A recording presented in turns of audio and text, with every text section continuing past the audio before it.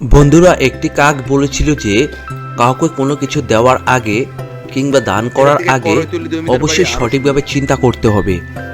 যদি তুমি মনোযোগ দিয়ে না দান করো তাহলে তোমার জীবন কখনোই ভালো হবে না, বরং এর থেকেও আরও খারাপ হতে পারে। এমনকি তোমার জীবনও বিপদের মুখে পড়তে পারে। আজকের এই ভিডিওটিতে আমি তোমাদের এই বিষয়টি ব্যাখ্যা করতে চাই, কাউকে কিছু দান করার সময় কোন কোন বিষয়গুলো মনে রাখা উচিত এবং কোন দান সর্বোত্তম দাম এবং কোন দান সবচেয়ে বেশি পুণ্য অর্জন করতে পারে তা আমি খুঁজে বের করার চেষ্টা করব। তাহলে বন্ধুরা, শুরু করা যাক আজকের ভিডিওটি। একবার এক জোড়া কাক সারাদিন ঘুরে বেড়াতো এবং সন্ধ্যায় তাদের বাড়িতে আসতো। তখন তারা বাড়ি ফিরে আসে, তখন স্ত্রী কাকটি ছিল এবং পুরুষ কাকটিও ছিল। স্ত্রী কাকটি বলল, হে আমার স্বামী, এই যে যারা আমাদের খাওয়ায় তারা আসলে আমাদের খাবার দিচ্ছে, আমাদের খাবার দেওয়ার বিনিময়ে তারা কি কিছু পায়? আমি সত্যিই জানতে চাই, মানুষ কি বিনিময়ে কিছু পায় নাকি? কারণ এই পৃথিবীতে কিছু মানুষ আছে যারা এমন, যারা আমাদের কিছু দেয় না, তারা আবার আমাদেরকে তাড়িয়ে দেয়। তারপর পুরুষ কাকটি বলল, অবশ্যই পাই। দান করে তুমি অনেক পুণ্য অর্জন করতে পারো এবং সেই পুণ্য অর্জনের ফলে জীবনে অনেক কিছু ঘটতে পারে। বিশেষ করে যদি কেউ ক্ষুধার্ত, অসহায়, দরিদ্র ব্যক্তি এবং যে কোনো জীবনের জীবকে দান করে, আপনি যদি দান করতে পারেন তাহলে এটি অত্যন্ত প্রশংসিত হবে, আপনি আরও পুণ্য অর্জন করতে পারবেন। তবে এই দান দেওয়ার আগে বা দেওয়ার সময় আপনার সর্বদা একটি জিনিস মনে রাখতে হবে, অন্যথায় আপনি কোনো পুণ্য অর্জন করতে পারবেন না। পরিবর্তে আপনি গুরুতর পাপের অংশীদার হতে পারেন এবং অনেক ক্ষতি ভোগ করতে হবে। অতএব দান করার সময় আপনার সর্বদা সতর্ক থাকা উচিত। স্ত্রী কাকটি বলল, হে স্বামী, তাহলে আমাকে বলো, কাউকে কি কোনো কিছু দেওয়া উচিত কিভাবে? এবং আমি সত্যিই জানতে চাই যে কেউ অন্য কিছু দিলে কি হয়। তখন স্বামী কাকটি বলল, শোনো, আমি তোমাকে একটি ছোট্ট গল্প বলবো, তাহলে তুমি খুব ভালো করে বুঝতে পারবে আরেকবার দান করার ফলে কি ঘটে এবং দান করার সময় কি মনে রাখা উচিত। তারপর পুরুষ কাকটি গল্প বলতে শুরু করলো। সে বলল, এক সময় এক রাজ্যে বিজয়কৃষ্ণ নামে এক রাজা থাকতেন। তার আচরণ এত ভালো ছিল যে সেই রাজ্যের সকল প্রজা তাকে খুব ভালোবাসত। তারা একে অপরকে ভালোবাসত, কিন্তু রাজার হৃদয়ে কখনোই সুখ ছিল না, কারণ তার কোনো সন্তান ছিল না। তাদের বিবাহের পর অনেক দিন পেরিয়ে গেছে, কিন্তু রানীর কোনো সন্তান হয়নি। এই কারণে রাজা এবং রানী তাদের হৃদয়ে অনেক দুঃখ নিয়ে বসবাস করতেন। সেই রাজা এবং রানী প্রতিদিন সকালে একটি মন্দিরে পূজা করতেন। একদিন তিনি করতে যেতেন সকালে। যখন তারা দুজনে মন্দিরে পূজা করতে যেত, একজন ঝাড়ুদার রাস্তা ঝাড়ু দিচ্ছিল। যখন তারা রাজা এবং রানীকে দেখল, তারা উভয়ে মুখ ফিরিয়ে থামল। রাজা এবং রানী এটা দেখে খুব অবাক হলেন। তারপর তারা এটা ভাবলেন যে এই রাজ্যের রাজা এবং রানী এবং তারা আমাদের রাজ্যের অংশ। আমাদের কর্মচারী দেখে সেই ছোট কর্মচারী মুখ ফিরিয়ে নিল। রাজা খুব অবাক হলেন, কিন্তু কিছুই বললেন না, কারণ তিনি প্রার্থনা করতে যাচ্ছিলেন। তাই সেই মন্দিরে প্রার্থনা শেষে রাজা তার প্রাসাদে ফিরে গেলেন। তারপর তিনি সেনাপতিকে ডেকে আদেশ দিলেন যে সেই ঝাড়ুদারকে হত্যা করতে। অবিলম্বে আমাকে রাজদরবারে নিয়ে আসা উচিত। রাজার আদেশ অনুযায়ী সেনাপতির ঝাড়ুদারকে রাজদরবারে নিয়ে এলেন। তারপর রাজা জিজ্ঞেস করলেন, আচ্ছা বলো, আজ সকালে তুমি আমাদের দেখে মুখ ফিরিয়ে নিলে কেন? তারপর ঝাড়ুদার একটু ভয় পেল। ওহে আমার রাজা, রাগ করো না, যদি তুমি আমাকে শাস্তি দাও তো দিতে পারো, কিন্তু আমাদের মধ্যে একটা কথা প্রচলিত আছে যে যেসব মানুষের সন্তান নেই তাদের মুখ দেখা ভালো নয়। তাই আমি আজ সকালে এভাবে দাঁড়িয়েছিলাম। এই কথা শুনে রাজা বিজয় কৃষ্ণ খুব দুঃখিত ও ব্যথিত হলেন, কিন্তু তিনি বুঝলেন যে এটাই সত্য এবং তাদের কোনো সন্তান নেই। তাই তিনি জাদুদারকে কোনো শাস্তি না দিয়ে ছেড়ে দিলেন এবং মনে অনেক হতাশা এবং দুঃখ নিয়ে তিনি রাজসভা ত্যাগ করে বাড়িতে চলে গেলেন। রাজা খুব জ্ঞানীও ছিলেন, তারা পূজার ব্যবস্থা করেছিলেন, কিন্তু তাদের কোনো সন্তান ছিল না। এইভাবে তাদের দিন কাটতে লাগলো। তারপর একদিন হঠাৎ এক সন্ন্যাসীর রাজসভায় এলেন। সে বলল, হে রাজা, আমি অনেক দূর থেকে এসেছি। সেই সন্ন্যাসীকে দেখে রাজা তার সাথে খুব সদয় আচরণ করলেন এবং তার পা ধুয়ে দিলেন। তিনি তাকে তার সিংহাসনের পাশে বসতে দিলেন। তারপর তিনি রানীকে তার খাবারের ব্যবস্থা করতে বললেন। এদিকে রানীও সাবধানে নিজের হাতে সন্ন্যাসীর জন্য খাবার তৈরি করলেন। তারা দুজনেই সন্ন্যাসীর খুব যত্ন নিলেন। তারপর যখন সন্ন্যাসী যাচ্ছিলেন তখন তিনি বললেন, তোমার সেবায় আমি খুব সন্তুষ্ট, তাহলে এখন বলো তুমি কি চাও। তারপর রাজা এবং রানী উভয়ই বললেন, হে গুরুদেব, আমরা কিছুই চাই না। ঈশ্বর আমাদের সব কিছু দিয়েছেন, কিন্তু আমাদের কোনো সন্তান দেননি। তারপর সন্ন্যাসী কিছুক্ষণ একা বসে রইলেন। তিনি চোখ বন্ধ করে তারপর বললেন, তোমার সন্তান ধারণের কোনো সম্ভাবনা নেই। নিজের প্রচেষ্টায় তোমাকে একটি পুত্র সন্তান দান করছি, কিন্তু তার আয়ু হবে মাত্র 21 বছর। এবার বলুন কি এতে আপনার কি একমত?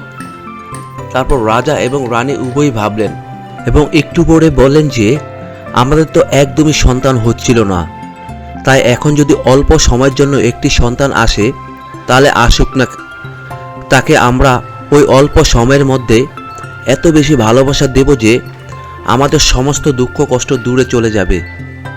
এই বলে ওই সন্ন্যাসী বলেন যে আমরা এতে রাজি। এরপর ওই সন্ন্যাসী নিজের ঝোলা থেকে এক মুঠো চাল বের করে ওই রানের হাতে দিয়ে গেলেন এবং এই চালের পায়েস তৈরি করে প্রথমে ভগবানকে উৎসর্গ করে তবে দুজনে খাবে বললেন। এরপর তোমরা একটি পুত্র সন্তান লাভ করবে। এটা বলে ওই সন্ন্যাসী সেখান থেকে চলে যান। এরপর ওই রাজা ও রানী এই চালের পায়েস রান্না করে সব দেখে প্রথমে ভগবানকে উৎসর্গ করে এরপর দুজনেই পরম তৃপ্তি করে ওই পায়েস খেলেন। এর কিছুদিনের মধ্যে রানী গর্ভবতী হয়ে উঠলেন এবং সময় মতো একটি সুন্দর রাজপুত্রের জন্ম হলো। এতে রাজা রানী এবং রাজ্যবাসীদের আনন্দের কোনো সীমা থাকলো না। রাজ্য জুড়ে নানান অনুষ্ঠান এবং নানান খাওয়া দাওয়া চলল। অনেকদিন ধরে হয়ে উঠল। একজন সৎ এবং দানী মানুষ ওই সন্তান প্রতিদিন কাউকে না কাউকে কিছু না কিছু দান করে, তবেই নিজের খাবার খেত। এদিকে ওই সন্তান জ্বরে বত হয়ে উঠল। তত রাজা এবং রানীর মনে ভয় বাড়তে থাকলো। ধীরে ধীরে ওই ছেলের বয়স যখন 18 হয়ে পড়ে তখন রাজা এবং নিজের পাশের রাজ্যের একমাত্র কন্যার সঙ্গে বিয়ে দিলেন। যে কন্যার সঙ্গে তিনি তার ছেলের বিয়ে দিয়েছিলেন, ওই কন্যাও ছিল একজন ধার্মিক কন্যা। সেও ধ্যান করতে ভালোবাসত। ধীরে ধীরে রাজার সন্তানের বয়স যখন 20 পার হয়ে 21-এ পড়ল তখন রাজা ও রানীর তার সন্তানকে হারানোর বয়স কষ্টে তারা সবার সঙ্গে কথা বলা বন্ধ করে দিলেন। দুজনে একসঙ্গে একটি ঘরের মধ্যে থাকতে শুরু করলেন আর ওই ছেলেকে বেশিরভাগ সময় তাদের কাছে রাখতে শুরু করলেন। এরপর সবাই জিজ্ঞাসা করলো, তারা কাউকে কিছু বলতো না। এটা দেখে ওই ছেলে এবং তার বউ অনেক বড় বৈদ্য ডেকে আনে, কিন্তু তাতেও কোনো কাজ হয় না। এদিকে ওই রাজার রাজ্যের এক নগরে এক গরিব ব্রাহ্মণ বসবাস করত। তার একমাত্র বিধবা মেয়েকে নিয়ে ওই মেয়েটির স্বামী যখন মারা যায় তখন ওই মেয়ের সন্তান সম্ভব ছিল। ব্রাহ্মণের বয়স হয়েছিল, তাই সে কোনো কাজ করতে পারত না। লোকেদের বাড়িতে বাড়িতে চেয়ে দুজনের পেট কোনোভাবে চলে যাচ্ছিল। এর কিছুদিন পরে ওই ব্রাহ্মণের মেয়ে একটি কন্যা সন্তানের জন্ম দেয়। আগে দুজন ছিল, কিন্তু এখন তারা আরো বেড়ে যায়। তাদের সংসারে এবার কিভাবে চলবে তাদের সংসার, এটা তারা বুঝতে পারল না।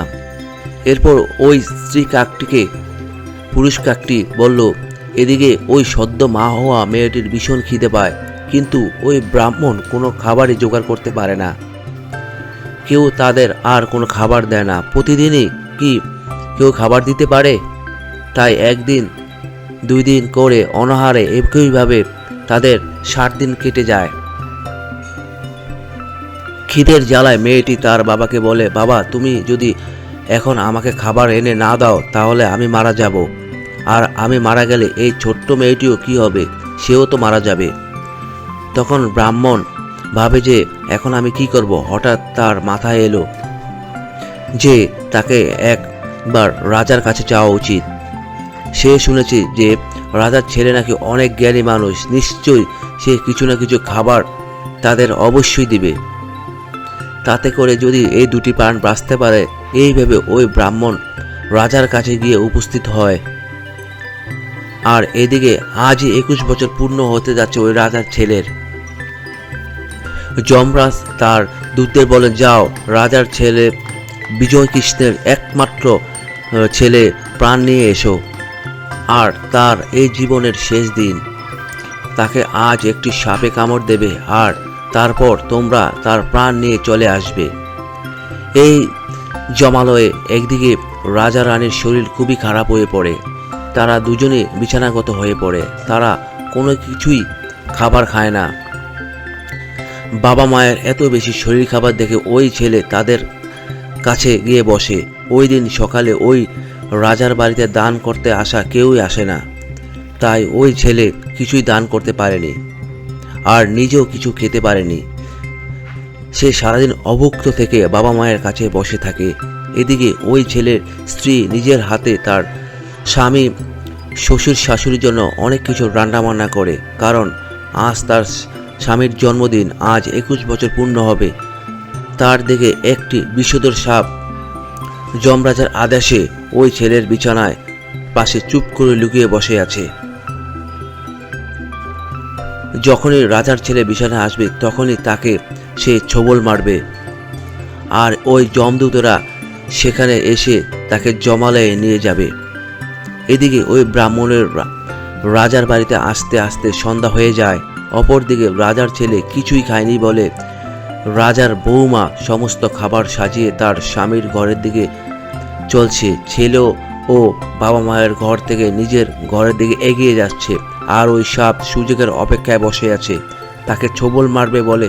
ঠিক সেই সময় ওই ব্রাহ্মণের ঘরের দিকে ডাক দিয়ে বলে, আমায় কি কিছু ভিক্ষা দেবেন? এই কথা শুনে এবং ছেলের বউ ঘুরে যায়, ওই দরজার দিকে যায় যেদিকে ওই ব্রাহ্মণের ডাক তাদের কানে এসেছিল।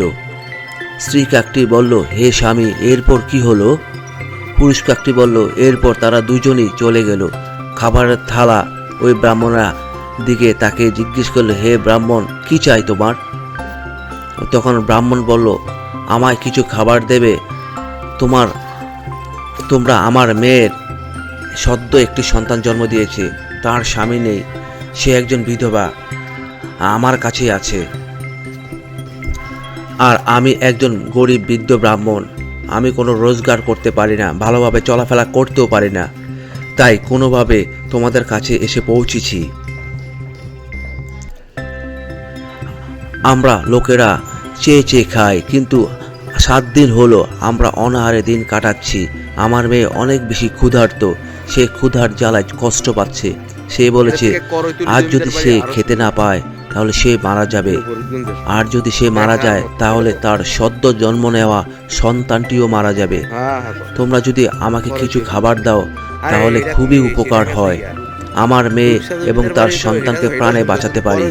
এই কথা শুনে রাজার ছেলে এবং তার বউ তাদের ঘরে যত খাবার তৈরি হয়েছিল ওই সমস্ত খাবার ওই ব্রাহ্মণের হাতে তুলে দেয়। খাবার পেয়ে ওই ব্রাহ্মণ মনের আনন্দে তাদের বাড়ির দিকে এড়িয়ে চলে। এরপর বাড়ি গিয়ে যে ওই খাবার তার মেয়ের দিল, সে মেয়েটি খাবার পেয়ে ভীষণ খুশি হয়ে উঠল এবং সে বলল, হে বাবা, তুমি এত খাবার কোথায় পেলে? বাবা বলল, ওই রাজার ছেলে এবং তার বউ আমাকে দিয়েছে। বাবা বলল,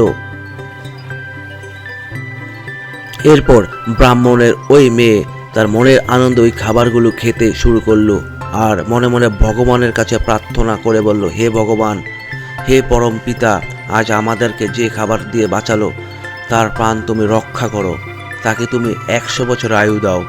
ঠিক সেই সময় ওই রাজার ছেলে তার ঘরের বিছানায় গিয়ে বসলো। ঠিক তখনই তাকে সাপে দংশন করার জন্য এগিয়ে গেল, কিন্তু তাকে দংশন করতে পারল না, কারণ সেই সময় উপস্থিত ছিলেন দেবদূত।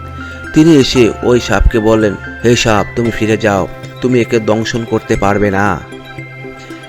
এমন সময় সেখানে যমদূতেরাও এসে পৌঁছায়। তারা দেখে যে দেবদূত সাপকে ফিরে যেতে বলছে। তখন যমদূতরাও বলে যে আজ এর মৃত্যুর দিন, আমরা এর প্রাণ নিতে এসেছি যমরাজের আদেশে, তাই আপনি সরে যান। তখন দেবদূত বলেন যে এর আয়ু বেড়ে গেছে 100 বছর। এরপর তাদের মধ্যে অনেক তর্ক বিতর্ক হতে শুরু হলো।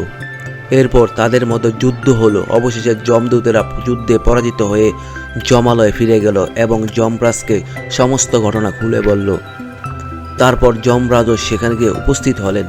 তখন দেবদূত যমরাজকে বললেন, সে স্বয়ং বিধাতা এর আয়ু 100 বছর বাড়িয়ে দিয়েছেন, কারণ এই ব্যক্তি এবং এর স্ত্রী নিজেরা না খেয়ে 2 জন অসহায় মানুষের প্রাণ বাঁচিয়েছে অন্ন দান করে, এবং যারা প্রাণ বাঁচিয়েছেন তারা হৃদয় থেকে আশীর্বাদ স্বরূপ যে প্রার্থনা করেছেন ভগবানের কাছে এবং সেটা ভগবানের কানেও পৌঁছেছে, তার ফলস্বরূপ এর আয়ু আরও 100 বছর বেড়ে গিয়েছে। এইভাবে স্বল্প আয়ুর ওই রাজার ছেলের আয়ু অনেক গুণ বেড়ে যায়, অর্থাৎ সে মৃত্যুর মুখ থেকে ফিরে এলো একমাত্র অন্ন দান করে। তো বন্ধুরা, এই কাহিনীটির উদ্দেশ্য হলো দান করা সবার জন্য কল্যাণ, বিশেষ করে অন্নদান। কিন্তু দান করার সময় কখনোই যেন মনের মধ্যে না আসে যে এই দান করার ফলে আমি কি পাবো, অথবা এর ফলে আমার কতটা পুণ্য অর্জন হবে, এবং দান করে কখনোই নিজের প্রচার করা উচিত নয়। আজকের দিনের দান ব্যাপারটা একটা অন্য ধরনের হয়ে গেছে। কেউ কাউকে কোনো কিছু দান করলে বা দিলে সেটা সব থেকে প্রথমে লোকদের জানায় বা দেখায়।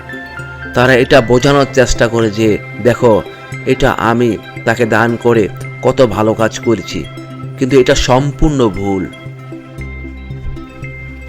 একটা কথা আছে, যদি আপনি কাউকে কোনো কিছু ডান হাত দিয়ে দান করেন তাহলে সেটা আপনার বাম হাতও জানতে না পারে। তাই যদি আমরা কাউকে কোনো কিছু দান করি তাহলে আমাদের বিশেষ করে এই ব্যাপারটি উপর ধ্যান নিতে হবে, এই যে ওই দান কখনো লোক দেখানো যাতে না হয়। তো বন্ধুরা, যদি এই ভিডিওটি থেকে আপনি কিছু শিক্ষা পেয়ে থাকেন তাহলে অবশ্যই একটি লাইক এবং শেয়ার করে দিন। আর যদি এই ধরনের আরও শিক্ষামূলক ভিডিও পেতে চান তাহলে আমাদের চ্যানেলটি সাবস্ক্রাইব করে নিন। সবাইকে ধন্যবাদ।